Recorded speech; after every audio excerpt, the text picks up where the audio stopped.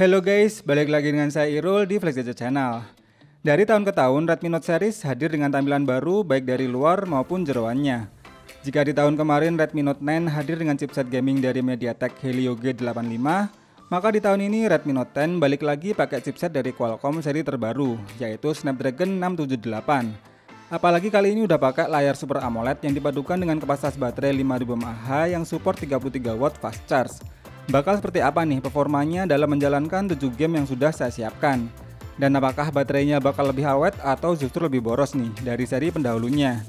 Yuk langsung kita mulai video gaming testnya.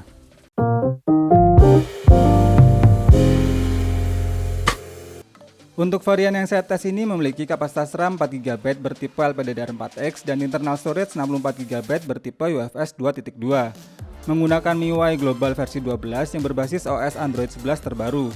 Saat dites menggunakan aplikasi Antutu versi 8, dalam 2 kali pengetesan hasilnya mencapai 220 ribuan.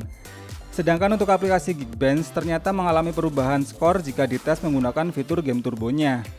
Dari yang sebelumnya skor single core 457 poin naik menjadi 534 poin. Sedangkan skor multicore dari 1083 poin naik menjadi 1430 poin. Untuk gaming testnya sendiri kita tes dalam posisi brightness dan volume dalam posisi 50%. Dan biar koneksinya lebih stabil kita pakai koneksi WiFi aja ya. Dan berikut adalah result dari gaming testnya. Game yang pertama saya tes yaitu Asphalt 9 Legends. Game balapan arcade racing yang seru ini saya mainkan pada settingan high quality. Sayangnya belum bisa aktifin mode 60 fps dan belum bisa menampilkan efek motion blur.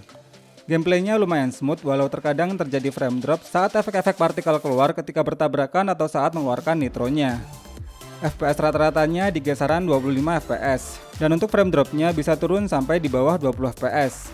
Dan dalam saya bermain selama 30 menit, baterai berkurang sebanyak 6% dengan kenaikan suhu panas HP mencapai 42 derajat Celcius. Game yang kedua saya bermain game COD Mobile. Game tembak-tembakan yang seru ini bisa terbuka untuk settingan terbaiknya. Dan saat saya tes memainkan settingan grafis high dengan framerate paling maksimal, ternyata bisa memberikan gameplay yang lumayan smooth dan minim terjadi frame drop. Animasi grafis 3D-nya ditampilkan dengan halus dan dinamis, serta kontrolnya pun sangat responsif. FPS rata-ratanya di kisaran 50 fps, dan untuk frame drop-nya bisa turun sampai di bawah 40 fps. Dan dalam saya bermain selama 30 menit, baterainya berkurang sebanyak 9%, dengan kenaikan suhu panas HP ke 43 derajat Celcius. Game yang ketiga saya bermain Arena of Valor. Game MOBA dengan grafis SD ini saya mainkan pada settingan rata kanan dengan mengaktifkan mode high frame rate-nya. Sayangnya sih belum bisa aktifin settingan grafis SD yang bisa bikin rumputnya bergoyang. Gameplay saat war berlangsung dan mengeluarkan efek-efek skill animasi berhasil ditampilkan dengan baik dan maksimal. Dan nyaris sama sekali tidak terjadi frame drop. FPS rata-rata di kisaran 58 fps dan untuk frame dropnya hanya turun di sekitar 50 fps. Dan dalam saya bermain selama 30 menit, baterainya berkurang sebanyak 8% dengan kenaikan suhu panas HP ke 42 derajat Celcius. Game yang keempat adalah PUBG Mobile. Game Battle Royale paling populer ini saya mainkan pada settingan grafis smooth dengan FPS Ultra. Gameplaynya cukup smooth walau terkadang ada sedikit frame drop di momen tertentu. Dan kalau yang suka pakai gyro, sensor gyronya lancar dan juga tidak delay. Sehingga kontrol pengalaman bermain game tembak-tembakan yang satu ini jadi lebih maksimal lagi. FPS rata-ratanya di kisaran 40 fps dan untuk frame dropnya bisa turun sekitar 30 fps. Dan dalam saya bermain selama 30 menit bermain, baterainya berkurang sebanyak 8% dengan kenaikan suhu panas HP ke 42 derajat Celcius. Game yang kelima Ark Survival.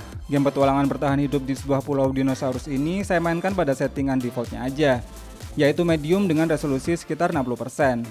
Gameplaynya pada settingan bawaan ini terbilang kurang begitu smooth dan tetap sering terjadi frame drop. Meskipun animasi grafis 3D dan efek real-time shadow-nya bisa ditampilkan dengan baik, namun tetap agak kurang playable. FPS rata-ratanya di kisaran 25 fps dan untuk frame drop-nya bisa turun mencapai di bawah 20 fps. Dan dalam saya bermain selama 30 menit, baterai berkurang sebanyak 12% dengan kenaikan suhu panas HP ke 44 derajat Celcius. Game yang keenam yaitu Mobile Legends. Game MOBA paling populer ini saya mainkan pada settingan rata kanan dengan grafis Ultra. Untuk experience gameplaynya kurang lebih sama nih dengan game AoV.